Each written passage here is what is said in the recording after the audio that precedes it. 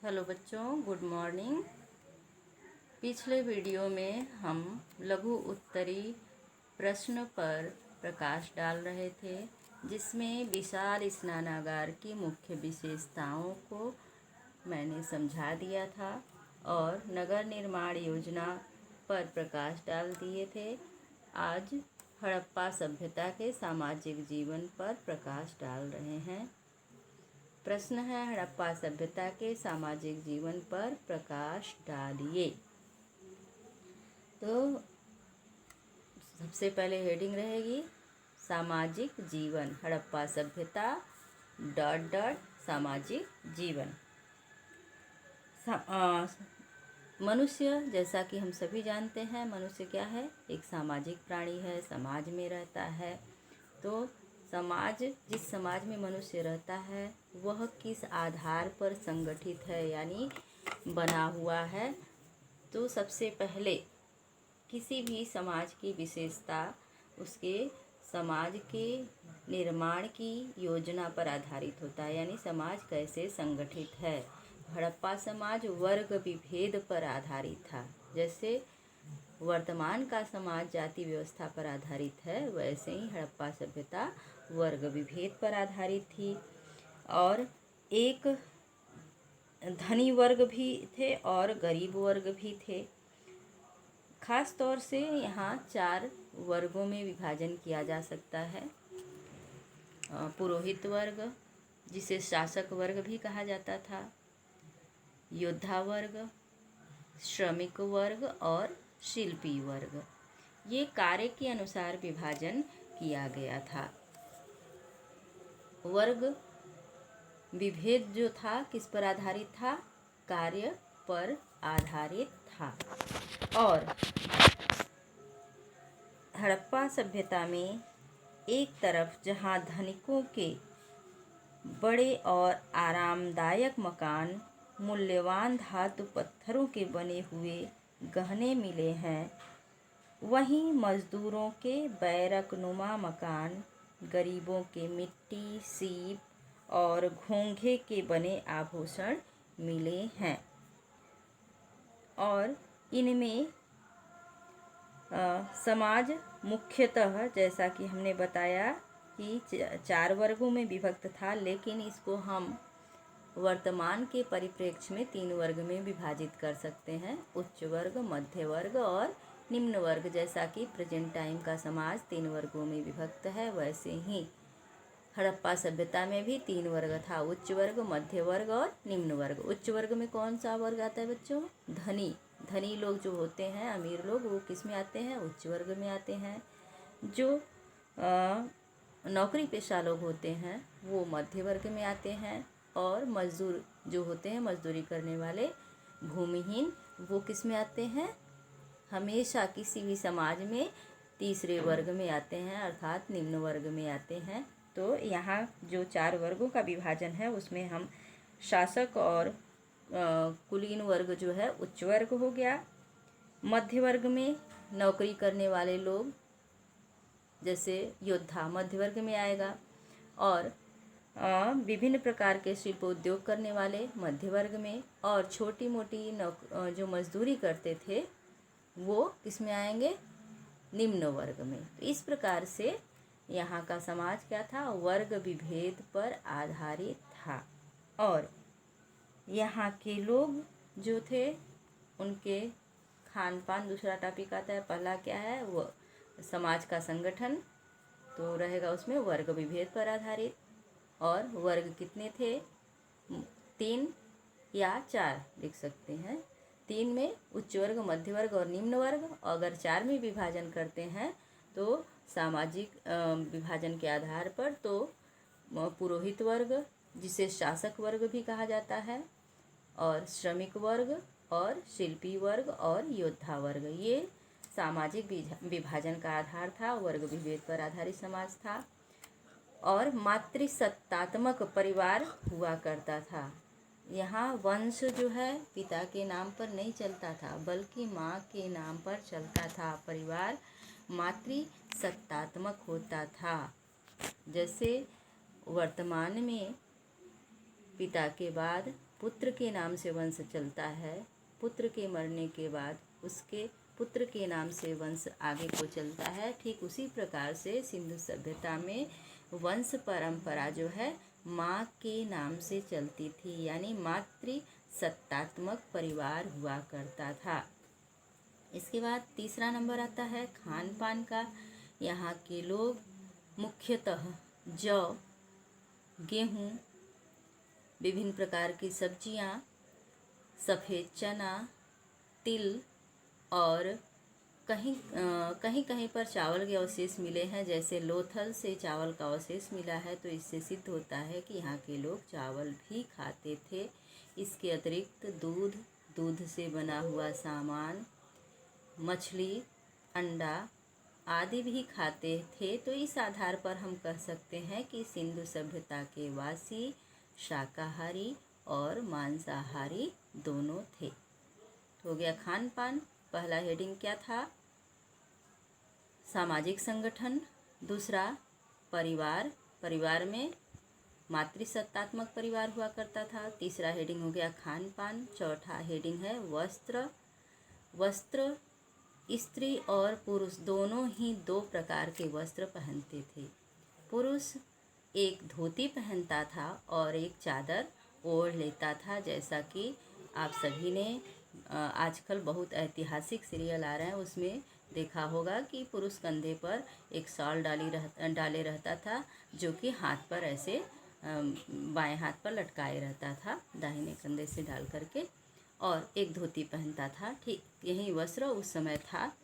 और महिलाएं दो प्रकार का वस्त्र पहनती थी, एक सिर पर शिरस्त्राण और एक घाघरा चोली नुमा वस्त्र पहनती थी।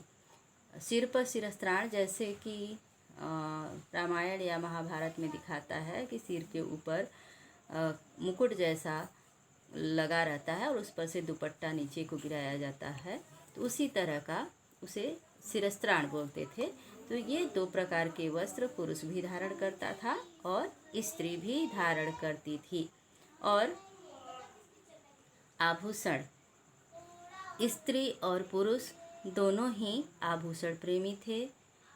स्त्रियां चूड़ी, पाजेब, कंठहार, कड़ा और अंगूठी, बाली, विभिन्न प्रकार के जो आभूषण वर्तमान में पहने जाते हैं उस समय पहनती थी।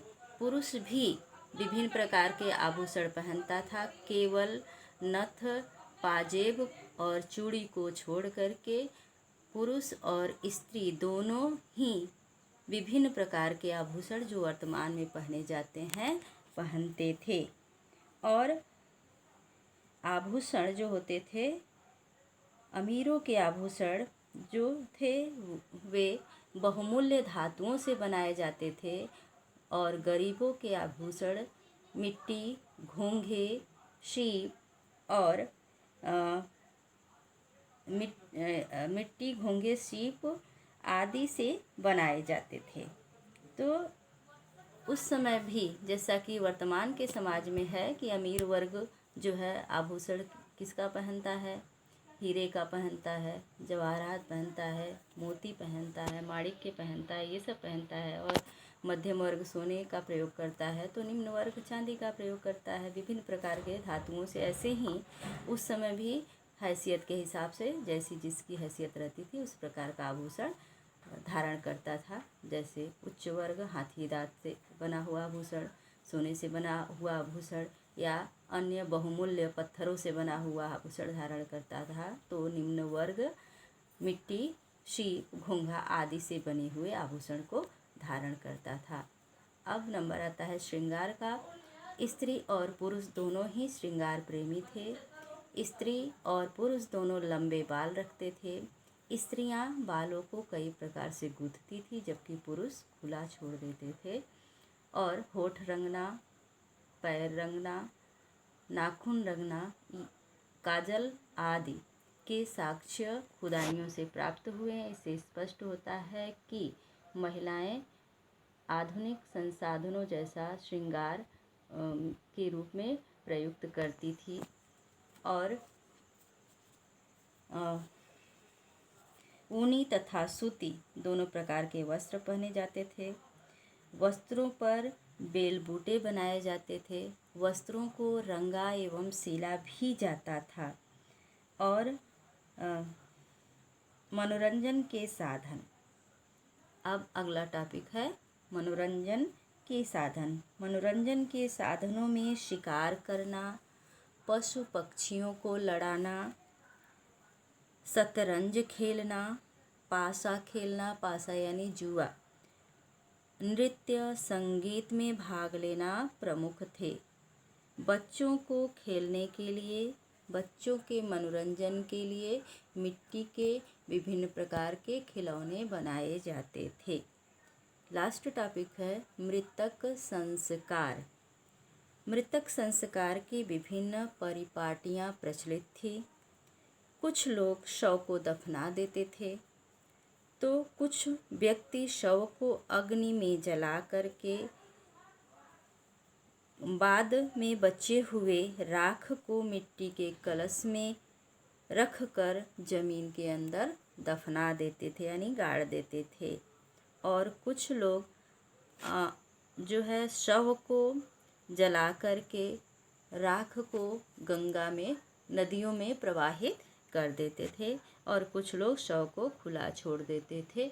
इस प्रकार से जो है हड़प्पा सभ्यता में हम कह सकते हैं कि मुख्यतः दो प्रकार की प्रणाली प्रचलित थी, पूर्ण शवादहन और आंशिक शवादहन। पूर्ण मतलब पूरी तरह से जला दिया जाना, तब राख को जल में विसर्जित कर देना या जमीन के अंदर घड़े में भर करके गाड़ देना, ये क्या हो गया पूर्ण शवादहन।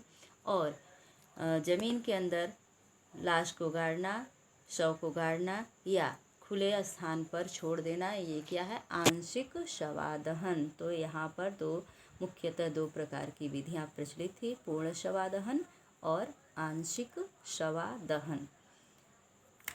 अगला क्वेश्चन है सिंधु वासियों के आर्थिक जीवन के बारे में आप क्या जानते हैं। बच्चों क्वेश्चन फिर से सुन लीजिए। सिंधु वासियों या हड़प्पा वासियों के आर्थिक जीवन के बारे में आप क्या जानते हैं। हेडिंग क्या रहेगा, हड़प्पा सभ्यता डॉट डॉट डॉट डॉट का मतलब होता है ऊपर बिंदु नीचे बिंदु।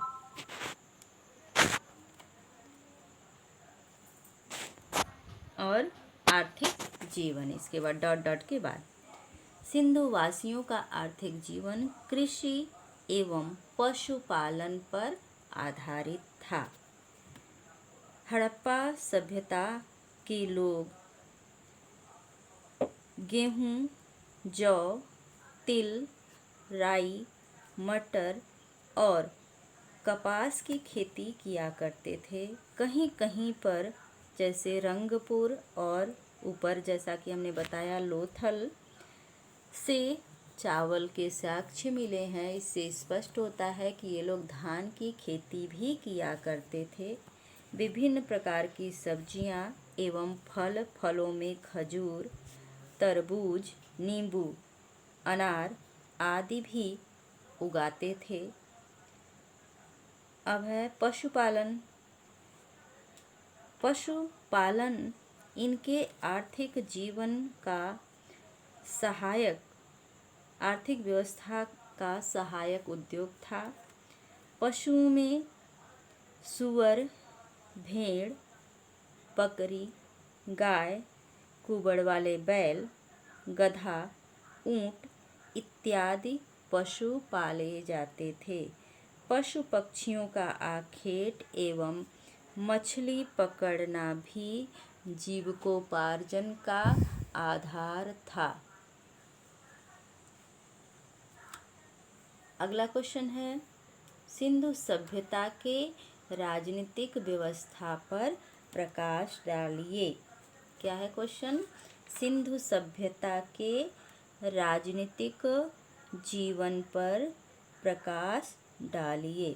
तो बच्चों राजनीतिक जीवन के विषय में, सिंधु सभ्यता के राजनीतिक जीवन के विषय में विद्वानों में काफ़ी मतभेद है।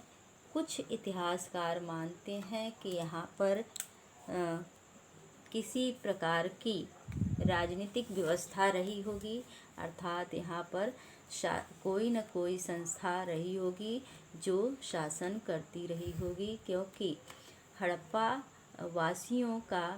हड़प्पा के नगर जो हैं वो अत्यंत सुनियोजित ढंग से बसाए गए हैं।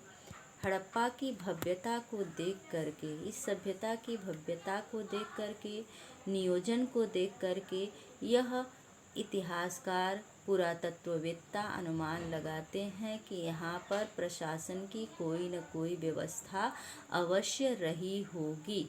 अगर व्यवस्था नहीं होती तो इतना सुनियोजित नगर नहीं होता, लेकिन कोई भी प्रमाण उपलब्ध न होने के कारण यह स्पष्टतः नहीं कहा जा सकता है कि यहाँ पर राजतंत्र जैसी व्यवस्था थी या लोकतंत्र जैसी, लेकिन सर्वसम्मत से यह स्वीकार किया गया है कि नगरीय व्यवस्था को देखते हुए कि यहाँ पर नगर महापालिका जैसी कोई व्यवस्था कार्यरत रही होगी, तभी इतना सुंदर सुनियोजित नगर स्थित हुआ था, बसा था।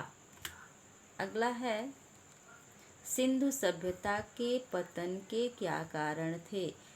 इस पर हम अगले वीडियो में प्रकाश डाल रहे हैं।